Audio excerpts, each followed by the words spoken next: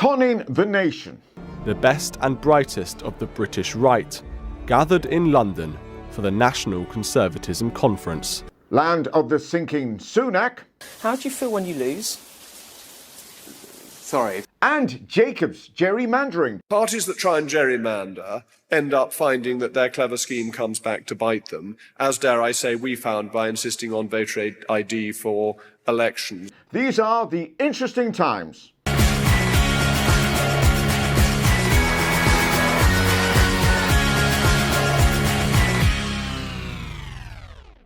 Hello everyone, my name's Matt Johnston and welcome to The Interesting Times, which is a show that likes to take a sideways swipe at politics right here in the UK.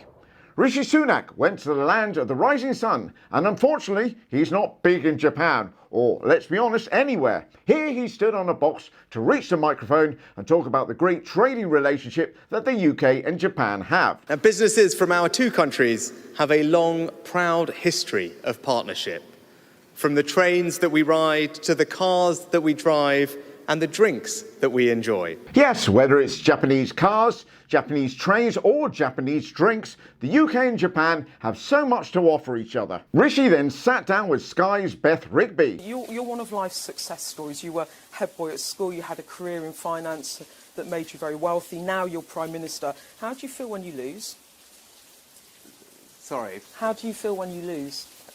how do you mean, Beth?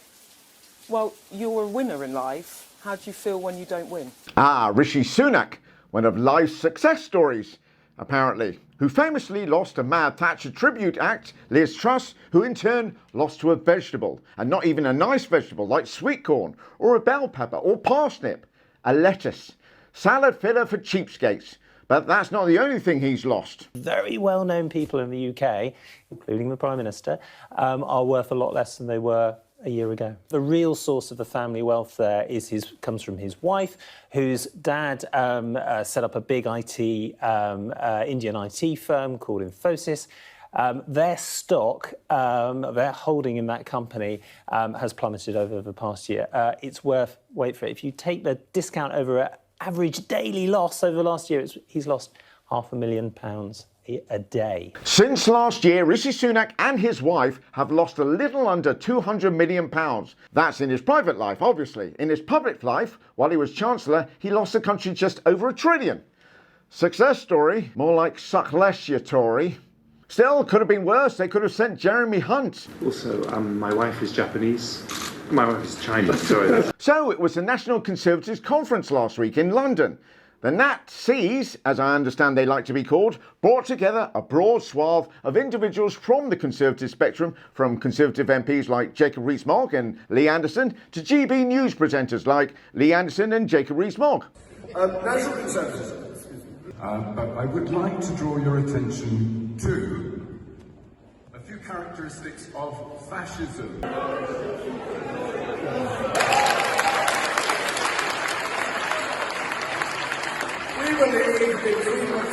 Jacob also let it be known what he thought of Labour's ridiculous idea of allowing EU citizens the right to vote.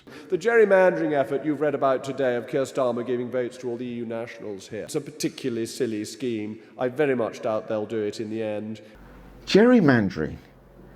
Yes, we've heard this word before. It's where you manipulate electoral boundaries or voting groups to favour your political party. But does Jacob have an example?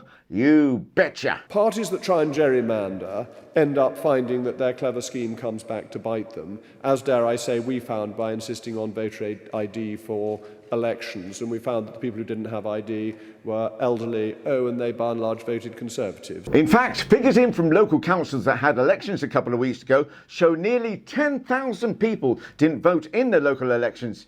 And that might have been the difference for the Tories between losing badly and losing terribly. See, these things matter. But it is genius by Jacob Rees-Mogg in admitting it. I mean, it's all very well talking about it being illegal, but let's be honest, you're never going to take him to court. He puts his hand on the Bible, it's going to burst into flames. Not only that, but in order to convict him, you would need to persuade 12 jurors he was telling the truth, and good luck with that. Lord Crudass, or indeed Crudass, either way it fits, went a step further. If Labour wins a big majority at the next election, they will reduce the voting age to 16 they will abolish voter ID and they will introduce proportional representation, making it almost impossible for the Conservatives to win an outright majority. If Labour starts flooding the voting system with more democracy, how is the Conservative Party ever going to get into power? Well, all of this, of course, is very heavy stuff. So how about a bit of light relief from Douglas, the uniforms in for dry cleaning, Murray and his Hitler-arious take on nationalism? It all came from a recognition that there was a problem with nationalism in a German context. And that is simply a historical fact. But I see no reason why every other country in the world should be prevented from feeling pride in itself because the Germans mucked up twice in a century.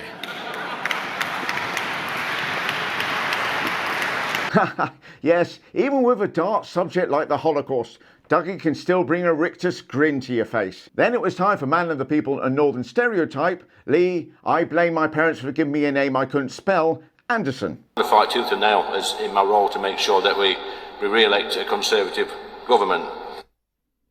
So Lee, I thought that was a brilliant speech. Why has this conference had so much flack? I mean, the lefties have been attacking it. Because they fear us, Dan. That's fair. Seeing Lee Anderson anyway in a position of power terrifies me. It also gave these National Conservatives a chance to talk up Brexit. Would you have said have been visible advantages that we've already seen from Brexit so far? One thing I noticed in Sainsbury's the other week, a product which had a New Zealand flag on, which I think is evidence that we have better trading arrangements with. We're starting to source food from where we used to before we joined the European Economic Community, I think it was called in the beginning. Is that the only advantage that you've noticed so far?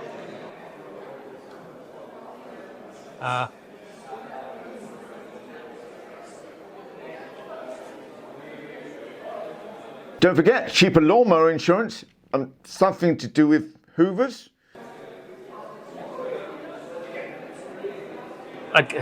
It's the one which first comes to mind. I'm sure I could find more if I looked. Of course, it's only been 7 years, but the only people to say Brexit has failed are Ramonian newspapers like the Daily Express, or Ramoners, like this guy. Now we're back in control.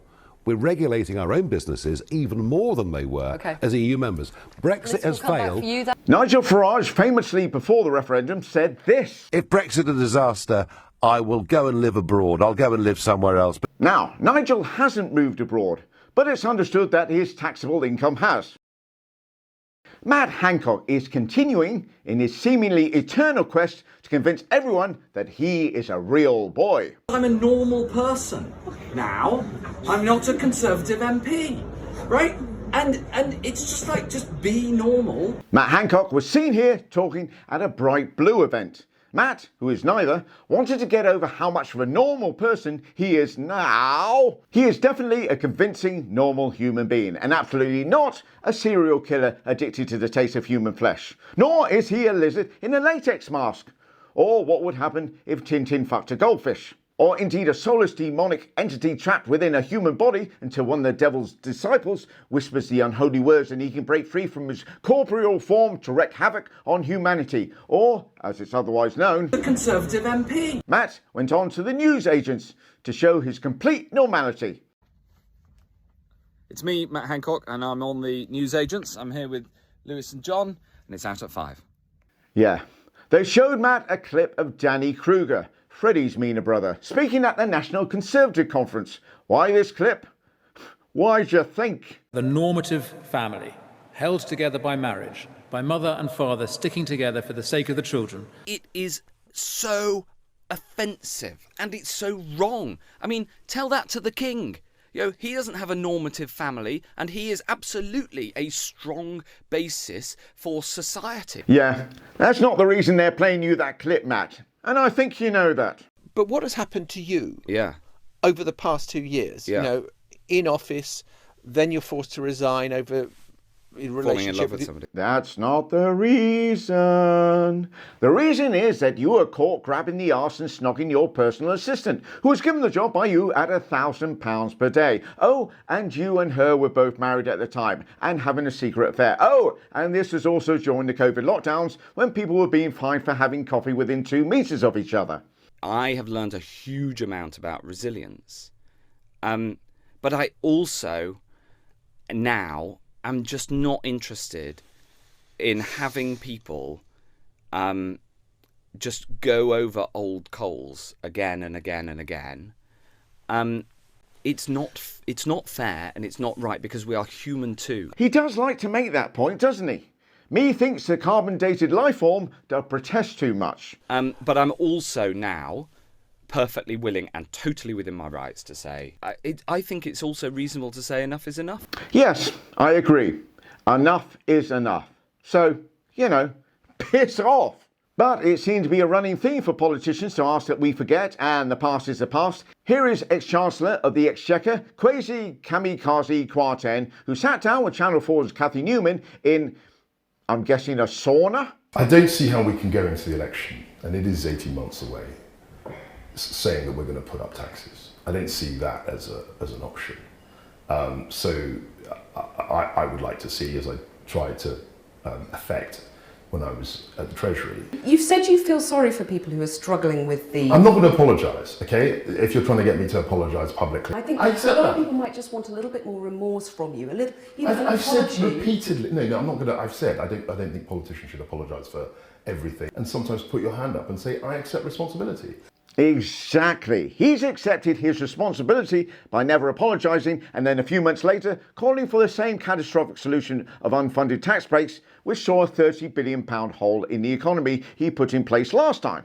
So can we forget about what happened last autumn and concentrate on the real problems, which are the Labour Party having Jeremy Corbyn as a leader in 2019, or a 13-year-old letter? And that's it. No time to talk about Boris Johnson having another baby. That is to say, Kerry Johnson's having a baby. I imagine Boris Johnson will be doing this. Pregnant, you'd say? Right, just off for a pint of milk. Don't wait up, or indeed try to call me. No time to talk about local elections in Northern Ireland. And Sinn Féin are going to build on its success in the Assembly elections last year when it became the largest party at Stormont. But as the numbers were coming in and the councils were starting to add up for Sinn Féin, the problem was clear. Democracy? That if Sinn Féin did what they intended to do, there would be no unionist representation from an area from just outside Mount Norris as far as Kilkeel. Can I ask you, do you think it's good for democracy that one party is so successful in a local election that it will come back with such a majority? Is that good for democracy? Well, isn't it democracy in action? Yeah, that's sort of how elections work. But it's a bit of a moot point anyway, as Stormont is still not running, as the DUP is refusing to take their seats in protest as they want Northern Ireland to be no different to the rest of the UK. And they have their wish, as Northern Ireland doesn't have a functioning government, like the rest of the UK. No time to talk about Suella Braverman, who, according to a Times story, tried to get out of having 3 points put on her licence when she was caught speeding. She asked civil servants to arrange a private one-to-one on a speed awareness course. The civil servants refused, so she asked a political aide who spoke directly with the course provider, who also refused. So she took the points, making it the first time that Suella Braverman has ever had a point.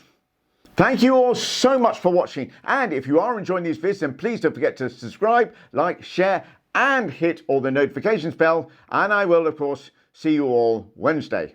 Take care.